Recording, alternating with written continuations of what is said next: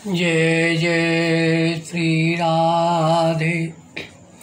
भक्ति भक्ति भगवंत गुरु चतुर्नाम बपु एक, इनके पद बंधन किए नाशे विघ्न अनेक। जय जय श्यामा जय जय श्याम, जय जय श्री वृंदावनी धाम। पावन राधा तेरो नाम, पावन श्री वृंदावनी धाम। जय जय श्यामा जय जय श्याम, जय जय श्री वृंदावनी धाम। आज के सत्संग में श्री नित्यानंद दास बाबा जी गोवर्धन का चरित्र वर्णन करेंगे। श्री नित्यानंद दास बाबा जी के गुरु की आयु उस समय 100 वर्ष से भी अधिक की हो चुकी थी। उन्हें कुछ दिखता नहीं था। नित्यानंद दास उनके ठाकुर की सेवा करते थे, रसोई बनाकर भोग लगाते थे और गुरुदेव को भोजन कराते थे। गुरुदेव की अन्य सेवा उनकी 2 शिष्याएँ करती थीं। इसलिए नित्यानंद दास को समय मिल जाता था। वे गुरुदेव के आश्रम में रहते हुए श्री राधा रमण के सेवायत श्री मधुसूदन गोस्वामी पाद के निकट जाकर हरि नामामृत, व्याकरण और श्रीमद् भागवत आदि ग्रंथों का अध्ययन करते थे। नित्यानंद दास की दोनों गुरु बहनें युवती थीं। वे भी युवक थे। आश्रम में और कोई रहता नहीं था। गुरुदेव रहते हुए भी न रहने के समान थे। ऐसी स्थिति में नित्यानंद दास अपनी वैरागी की रक्षा कैसे करें, यह उनके लिए एक समस्या बनती जा रही थी। उन्होंने कई महत्पुरुषों से परामर्श किया। उन्होंने कहा, तुम्हारे गुरुदेव महापुरुष हैं। वे स्त्रियों के हाथ का जल भी ग्रहण नहीं करते। यदि तुम चले गए तो उन्हें बहुत कष्ट होगा। तुम चिंता न करो, गुरु सेवा ही तुम्हें बल प्रदान कर तुम्हारे वैरागी की रक्षा करेगी। नित्यानंद दास जी की उस समय 25 वर्ष की उम्र थी। कुछ समय उन युवतियों के साथ रहते रहते उनका चित्त विकारग्रस्त होने लगा। एक दिन विकारग्रस्त होने पर वे एक युवती की कुटी की ओर जाने लगे। जाते जाते एकदम लौट पड़े। द्रुत गति से आकर जल्दी से जाकर गोवर्धन में पूंछरी के निकट वन में बिना अन्न जल के प्राण त्याग करने के संकल्प से एक गड्ढे में छिप गई। 3 दिन तक उसमें निराहार निर्जल पड़े पड़े बहुत क्लांत और दुर्बल हो गए।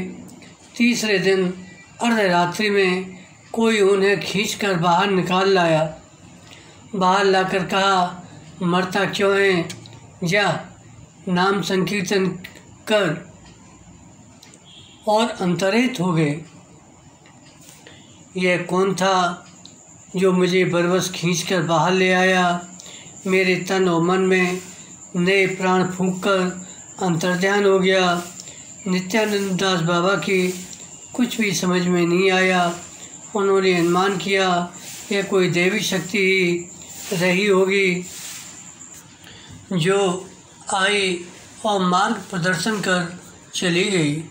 अब उनका अंतर एक नए बल, नई स्फूर्ति और नए उत्साह से भरपूर था, जो उन्हें एक नई दिशा में जाने को प्रेरित कर रहा था। उससे प्रेरित हो वे उच्च स्वर से नाम कीर्तन करते हुए मानस गंगा की ओर चल दिए। मानस गंगा की तट पर एक जीर्ण कुटी थी। उसमें रहकर नाम कीर्तन का निश्चय किया। पर वे एक धर्म संकट में पड़ गए। सोचने लगे, गुरुदेव मेरे बारे में क्या सोचते होंगे। उनके ठाकुर की सेवा कौन करता होगा, कौन उन्हें भोजन बनाकर खिलाता होगा। क्या मैं गुरुदेव के पास लौट जाऊं, उनके चरणों में क्षमा प्रार्थना कर पूर्ववत उनकी सेवा करूं या दैवी आदेश का पालन करते हुए इस कुटी में रहकर नाम कीर्तन करूं। इसी उधेड़ वन में 2 दिन बीत गए। तीसरे दिन एक वैष्णव आकर उनसे बोले, तुम्हारे गुरुदेव ने मुझे भेजा है। तुम जिस दिन आश्रम से चले आए उसके दूसरे दिन प्रातः बंगदेश से 2 ब्राह्मणों ने आकर उनसे भेष ग्रहण किया और आश्रम में रहकर उनकी सेवा करने लगे। इसलिए उनकी सेवा तो भली प्रकार चल रही है, फिर भी तुम्हें बुलाया है, अभी साथ ही ले आने को कहा है। नित्यानंद दास बाबा विस्मित हो सोचने लगे, मैं जब से यहाँ आया हूँ इस जीर्ण कुटी के भीतर बैठकर नाम कीर्तन कर रहा हूँ। किसी परिचित व्यक्ति के मुझे देख लेने की कोई संभावना नहीं जान पड़ती। निश्चय ही गुरुदेव ने अपनी दिव्य दृष्टि से मेरे विषय में सब कुछ जान लिया है। उनके लिए यह कोई आश्चर्य की बात नहीं। आश्चर्य इस बात का है कि मेरे आश्रम से चले आने पर दूसरे ही दिन प्रातः 2 वैष्णवों ने मेरा सेवा भार संभालकर मुझे स्वतंत्र कर दिया। मैं गुरुदेव की तरफ से निश्चिंत रहकर यहाँ भजन कर सकता हूँ। यह भी क्या उस दिव्य शक्ति की योजना और प्रेरणा से हुआ है? यदि ऐसा है तो गुरुदेव ने मुझे बुलाया क्यों है? क्या उन नए शिष्यों की सेवा से वे संतुष्ट नहीं हैं? क्या मेरे यहाँ रहकर स्वतंत्र रूप से भजन करने के लिए गुरुदेव की अनुमति नहीं है? जो भी हो, उनकी आज्ञा सर्वोपरि है। वे जैसी आज्ञा करेंगे वैसा ही करना होगा। वे उसी समय उन वैष्णवों के साथ गुरुदेव के आश्रम को चल दिए।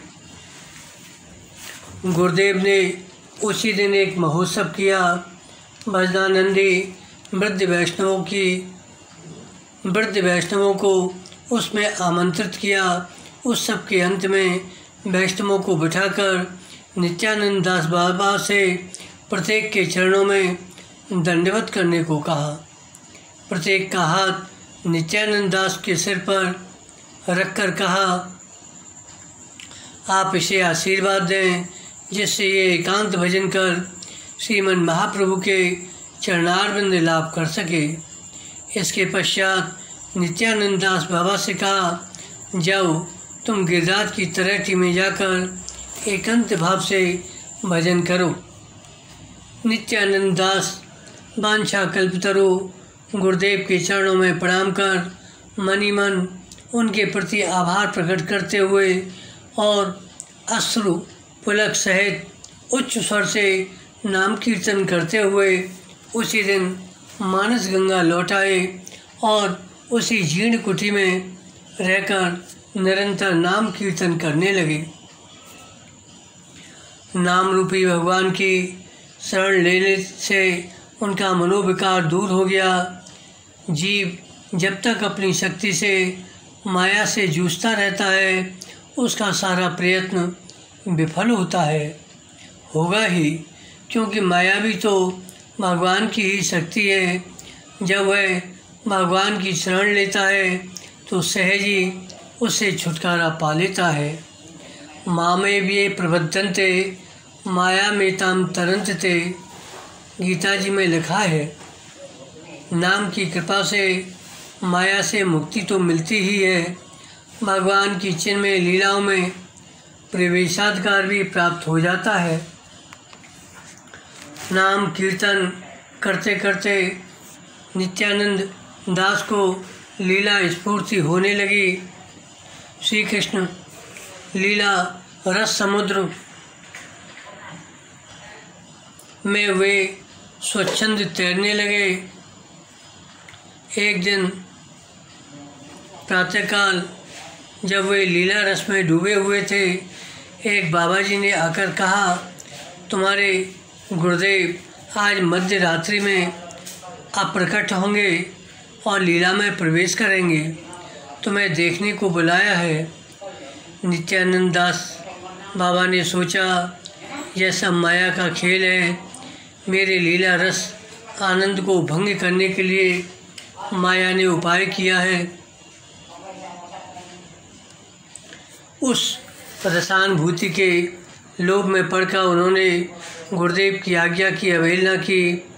उसी दिन मध्य रात्रि में हठात उनकी लीला स्फूर्ति बंद हो गई, नाम कीर्तन भी बंद हो गया, हृदय में अंधकार छा गया। वे व्याकुल हो गुरुदेव के आश्रम की ओर चल दिए। जाकर देखा गुरुदेव सचमुच अप्रकट हो गए हैं, लीला में प्रवेश कर गए हैं। दारुण दुख और पश्चाताप की अग्नि से उनका हृदय सुलझने लगा, झुलसने लगा। लीला स्फूर्ति स्वप्नवत हो गई। विक्षिप्त व्यक्ति की तरह वे नाना स्थानों में भटकते रहे।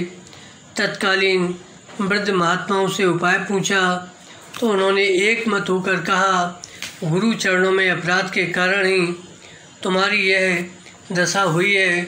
शिष्य भजन साधन में चाहे कितना उन्नत हो जाए, गुरु की अवज्ञा करने से, उनके चरणों का आश्रय छोड़ देने से उसकी यही दशा होती है।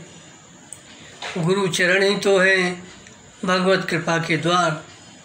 श्री कृष्ण गुरु के माध्यम से ही कृपा करते हैं, स्वतंत्र रूप से नहीं।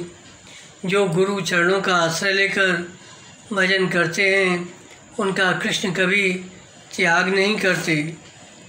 आश्रयालये भजे तारे कृष्ण नाहि तजे।